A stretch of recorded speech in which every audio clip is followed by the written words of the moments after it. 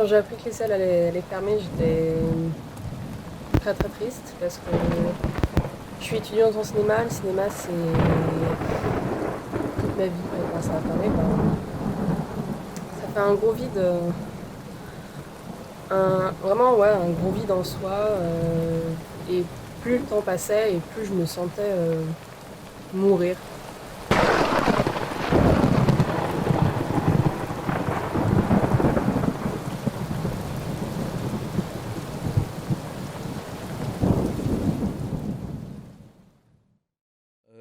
Alors du coup, ça se passait plutôt pas mal, surtout que l'année 2019, au niveau des entrées, elle était pas mal.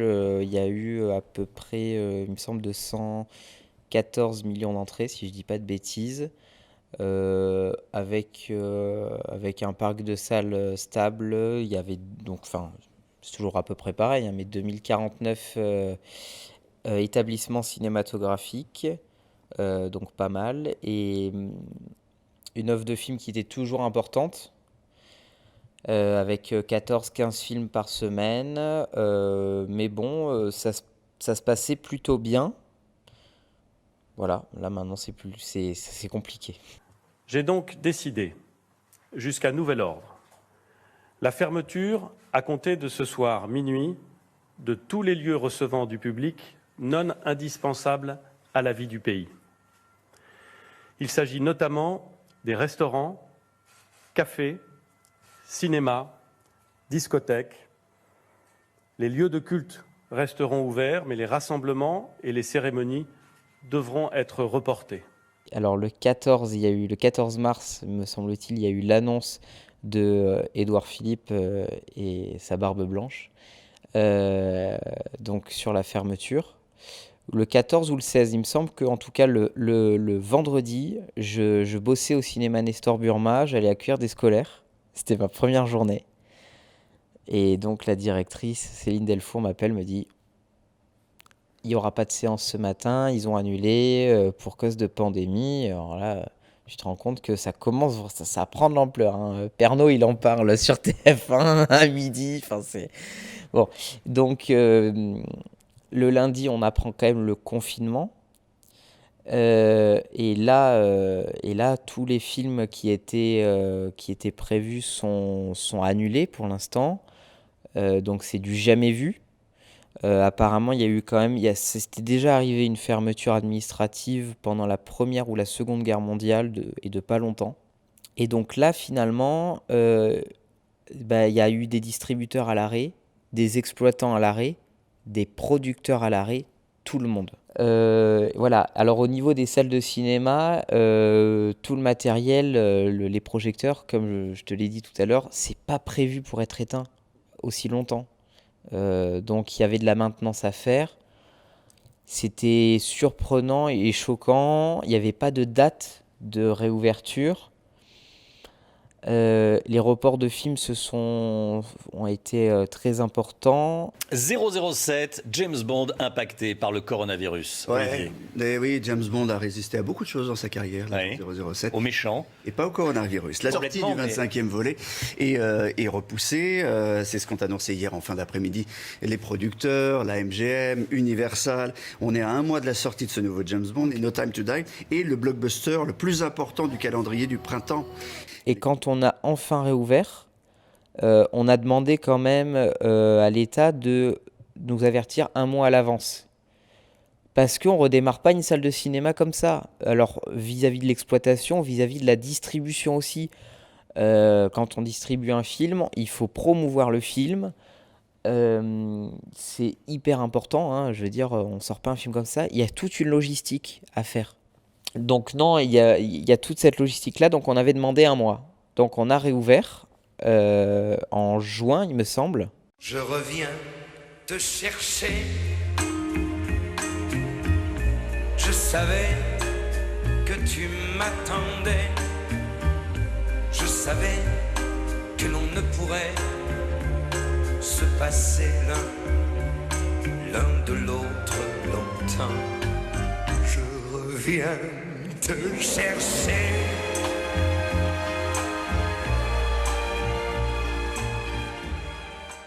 Alors, sur la programmation, dans sa globalité, les films recommandés à réessayer n'ont pas eu vraiment de problème dans les salles, puisque le public à réessayer était présent dès la réouverture des salles.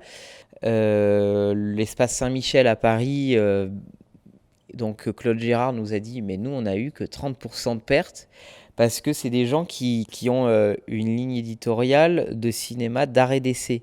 Donc le public cinéphile, il est là. Par contre, les films dits généralistes, les blockbusters, tout ça, ces films-là, ils n'étaient pas vraiment présents dans les salles. Et puis en plus, c'est un public qui peut aller sans problème s'abonner sur des plateformes de SVOD. Non, je les citerai pas. J'allais les citer, je me suis dit, bah non, je vais pas les citer, c'est hors de question, je les aime pas en plus. Voilà, donc il y a eu très très peu de films. C'est vrai que du coup, pour les multiplex, ben, peut-être qu'on pouvait les plaindre à ces moments-là, de dire, bon, ben, c'est vrai qu'ils n'ont pas beaucoup de films, les pauvres. Mais les salles généralistes, avec une programmation généraliste et arrêt essai, ben, c'était quand même à moitié compliqué. Alors oui, j'appréhende un peu ce retour parce que quand on voit ce qui se passe en ce moment, perso, j'y retournerai que quand on pourra y aller dans les meilleures conditions possibles. Quand ils réouvriront en juin, je pense que j'irai pas tout de suite. J'attendrai que la situation se calme un peu, qu'on puisse y aller dans les meilleures conditions possibles, qu'une grande partie de la population soit vaccinée, qu'on puisse un peu reprendre la vie à la normale. Grosse catastrophe sur la réouverture, puisqu'il y a pas mal de cinémas qui étaient à 70-80% de perte de chiffre d'affaires, d'entrée. Donc ça, c'est compliqué. C'est extrêmement compliqué, mais elle est en partie liée à l'offre de film. Et elle est aussi liée en partie à des spectateurs qui se sont abonnés aux plateformes. Ça s'est passé surtout sur la tranche, j'avais vu c'était Box Office qui l'avait mis, dans les 50-60 ans. Les jeunes, ils étaient déjà abonnés. T'as un abonnement Netflix, toi, ou pas ? Donc je te parle plus. Il y a eu autre chose, c'est lié aux contraintes sanitaires et au fait que la pandémie, on la connaît pas vraiment. Donc il y a des spectateurs qui ont eu peur, qui se sont dit mince, mais du coup le Covid, oui je dis le Covid, ok, le Covid, il est vraiment présent.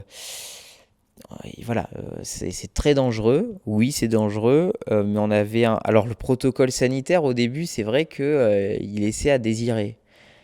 Pas de masque dans les salles. Bon, voilà, de toute façon le masque, on n'en avait pas besoin au début, hein, d'après le gouvernement. Moi, j'ai bossé sur un cinéma drive-in à Port-le-Cat tout l'été, donc où j'étais projectionniste. Et en fait, finalement, comme tous les cinémas, on a galéré. On a galéré. Mais elle est liée en partie à l'offre de film.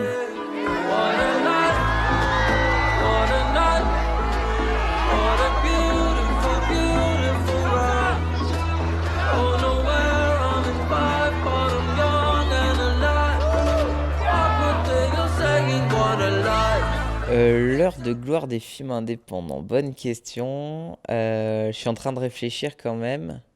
Alors, non, pas vraiment. Enfin, oui et non, peut-être. Ah, je dirais non, parce que, en fait, dans ta question, c'est finalement, est-ce que le cinéma généraliste n'appuie pas sur ne laisse pas beaucoup de place au cinéma indépendant? Donc, ça, oui, hein, ça c'est clair. Mais après, tu as des cinémas. Alors, je bosse aussi, donc je te l'ai dit, au Film des Deux Rives. Donc, le cinéma indépendant, art et essai, on le connaît. Mais il est évident que nos documentaires, par exemple, on les sortira jamais chez Gaumont et chez Pathé.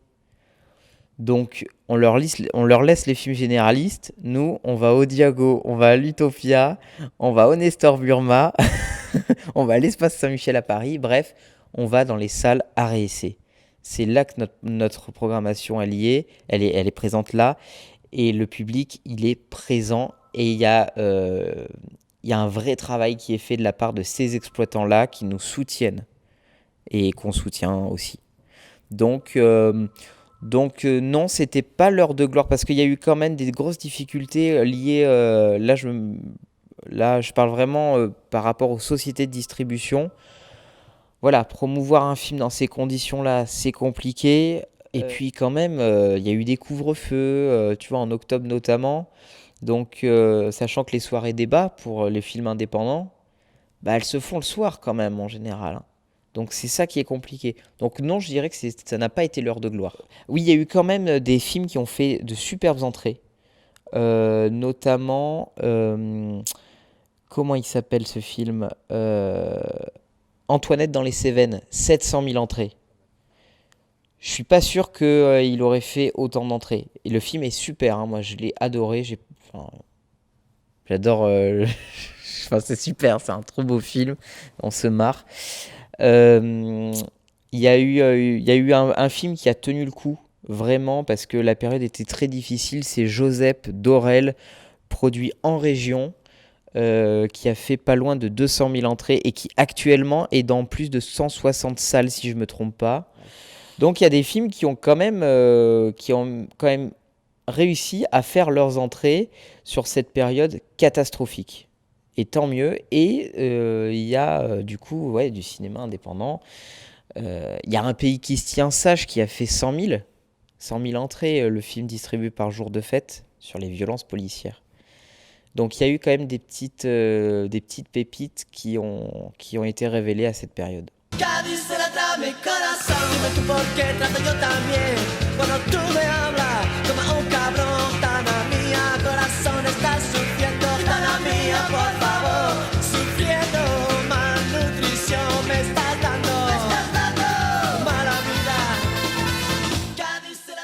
On a redémarré. Adieu les cons, en 9 jours. Il t'a fait, je crois, 700 000 entrées, quelque chose comme ça. Drunk, je sais pas combien il a fait d'entrées, mais il avait fait pas mal d'entrées. Il y avait ADN de Maïwenn, il a eu quelques jours.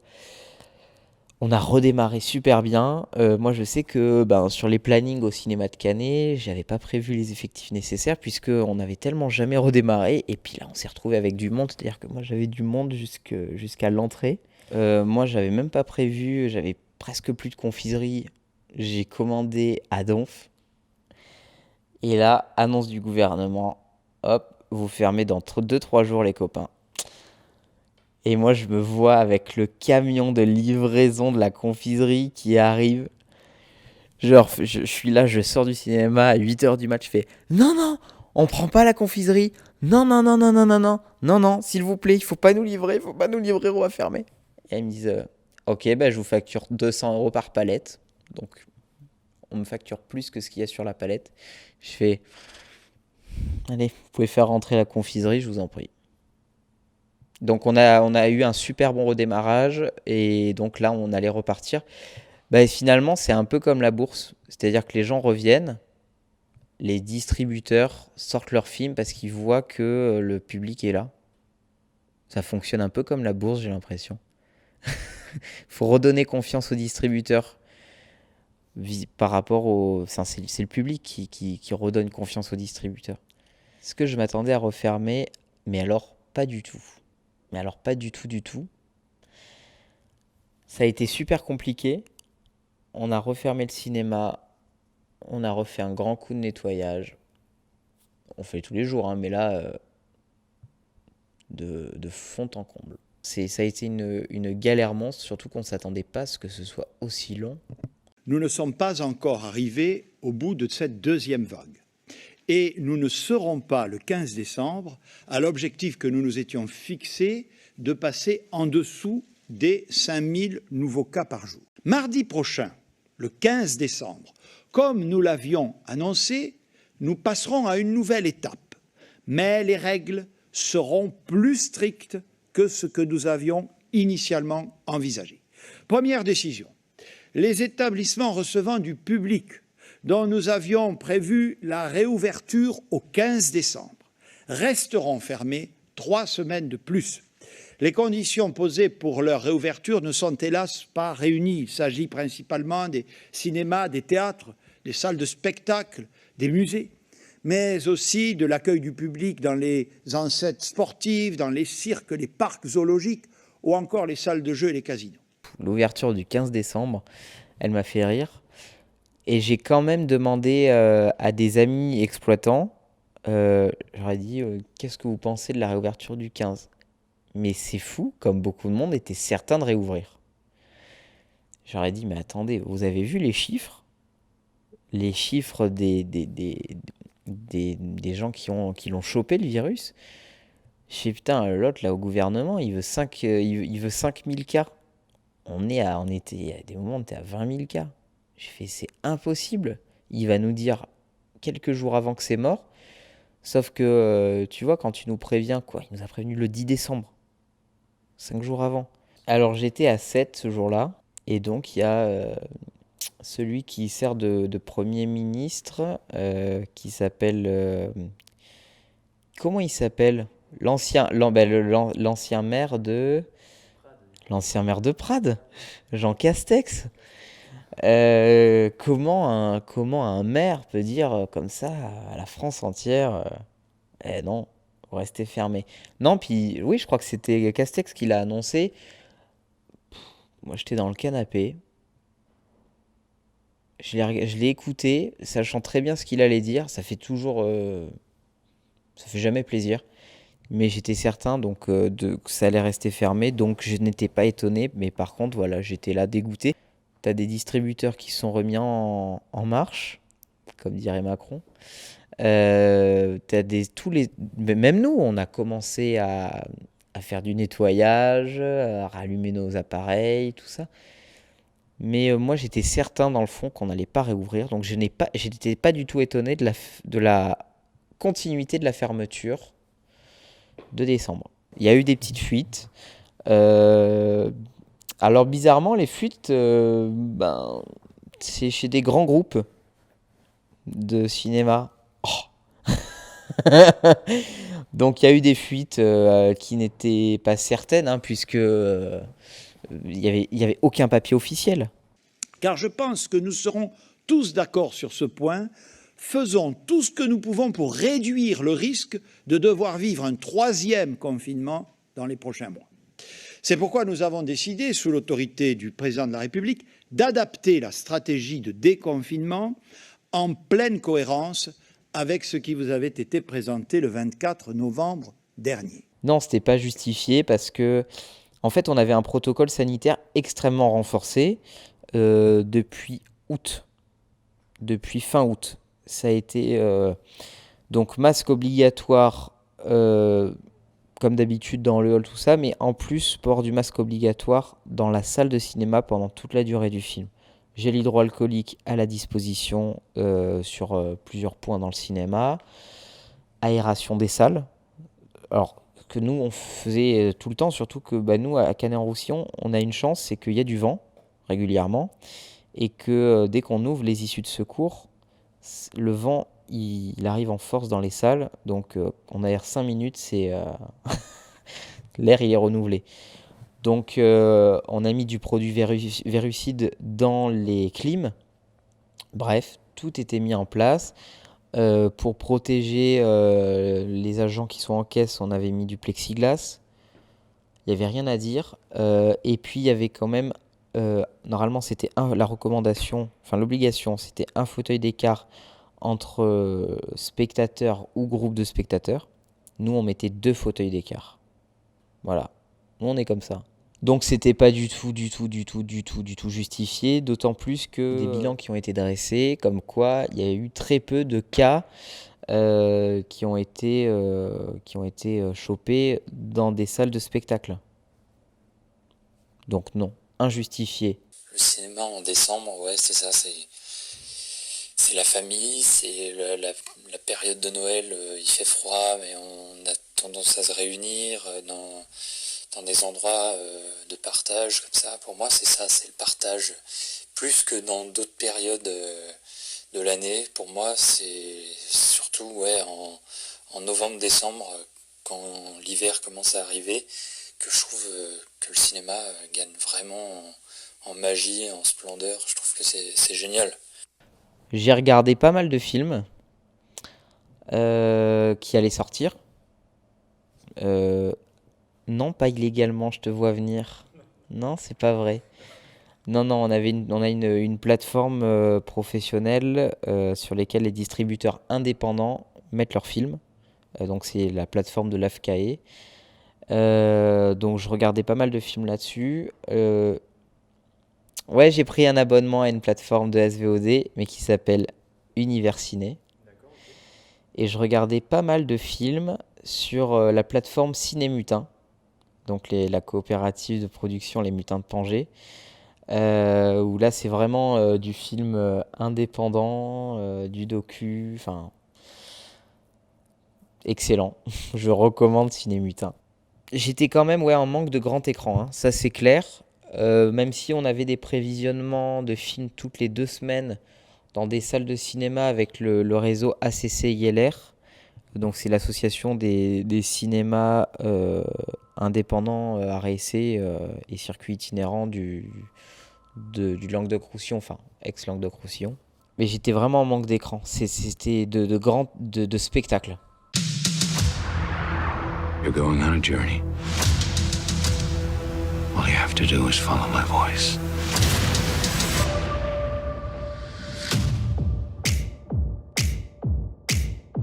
So this is the famous Suicide Squad. Antonio Soprano. Welcome to the Space Jam.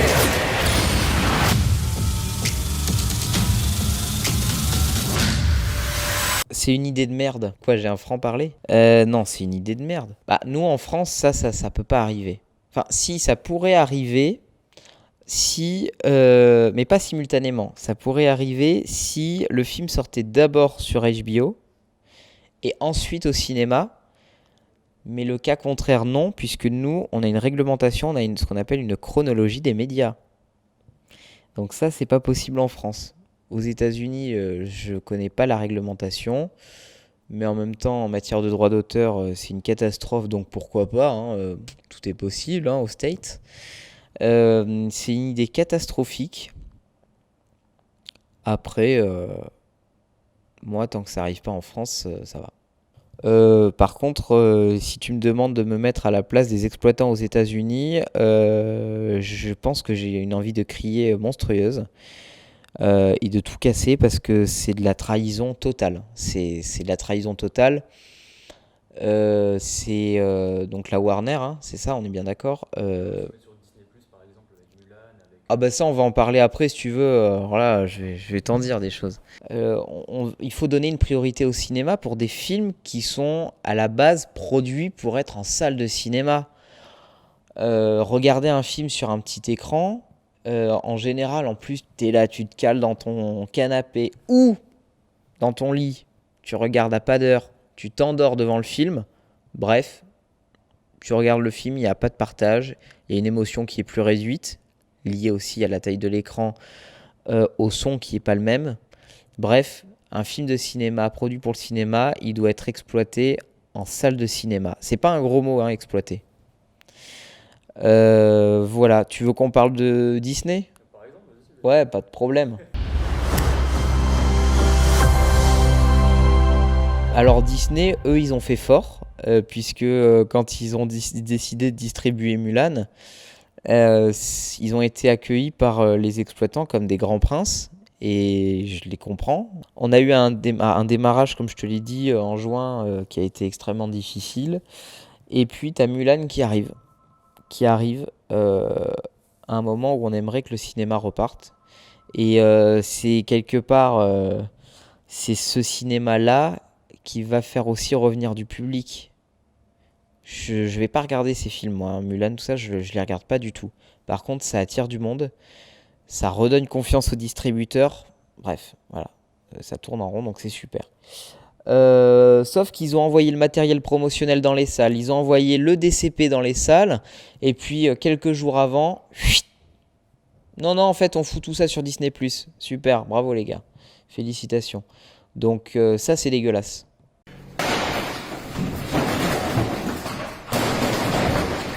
Ils ont pas été cool, je vais rester poli. Du coup, moi, j'ai très très hâte que les salles réouvrent le 19 mai.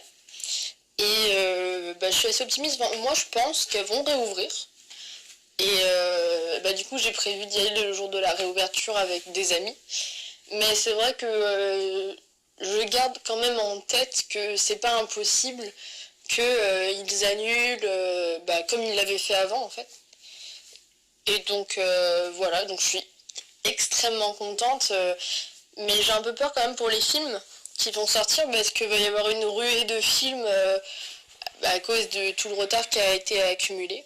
Alors là, pour le coup, je l'ai appris par des distributeurs indépendants. On a même eu le document officiel mais il a fuité. Le document avait fuité. Je l'ai appris. J'étais très, très, très, très, très heureux. Très stressé aussi. Ça fait quand même 6 mois et demi, 7 mois qu'on est fermé. Donc il faut réouvrir. Il faut rallumer les appareils de projection. Il faut faire tous les tests. Et donc c'était vraiment un plaisir. Et hier, on a réouvert. Donc mercredi 19 mai, 10h30, première projection. Avec un programme de court-métrage où on a fait complet. Avec une jauge à 35%. Et en fait, j'en ai parlé avec mes collègues du réseau des cinémas où on est, donc Lire Cinéma.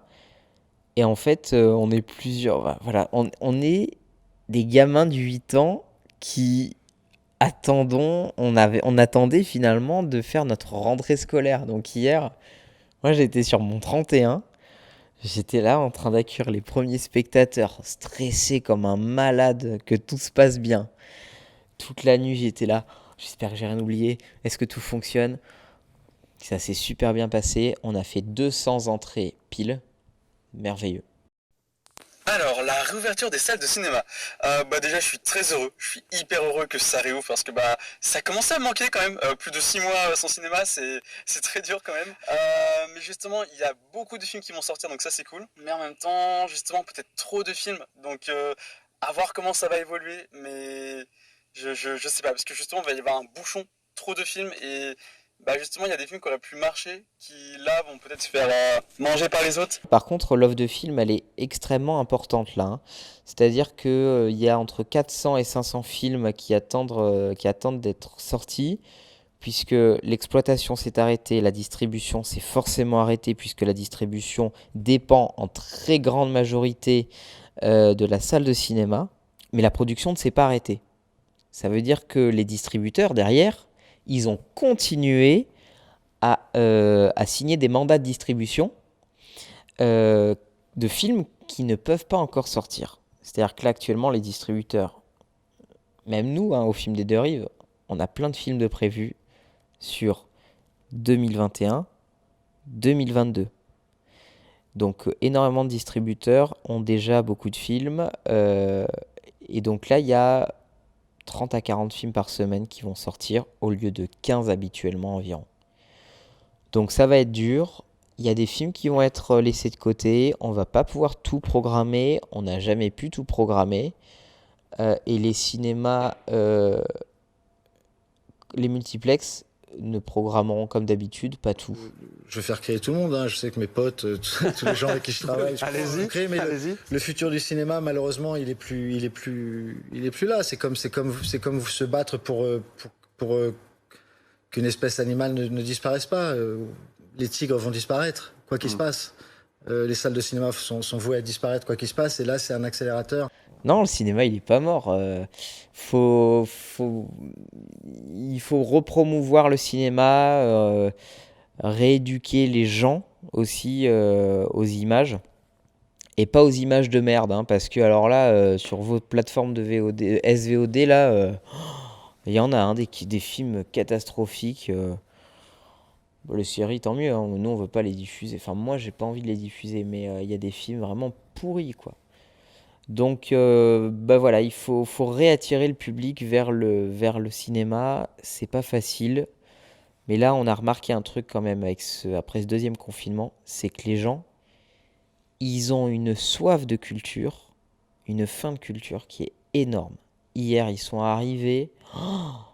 Oh là là, le cinéma, qu'est-ce que ça nous manque. Et on a fait des super entrées. Adieu les cons, ADN, Envole-moi, Demon Slayer qui est sorti et qui a été un vrai succès dans notre salle, en France aussi. Je crois que c'est au Japon, il me semble que ça a cartonné. Bref, on a eu des super entrées, donc le public a l'air de revenir en salle. On va voir si ça tient, mais je pense que même les meilleurs économistes du cinéma, ils pourront pas te répondre là-dessus. Non, c'est pas essentiel, excusez-nous, mais c'est pas essentiel dans la situation dans laquelle on est, non, c'est absolument pas essentiel. Vous avez la télé, vous pouvez très bien regarder les films à la maison, vous avez des livres à la maison, vous pouvez... Non, c'est pas essentiel. Ça sert à que dalle. Bon, à bientôt. Oui, si, la culture, c'est hyper essentiel. C'est vrai que ça nous permet d'avancer, de nous changer les esprits aussi, de découvrir. C'est un regard sur le monde aussi. Je veux dire... Bon, je parle pas évidemment de films...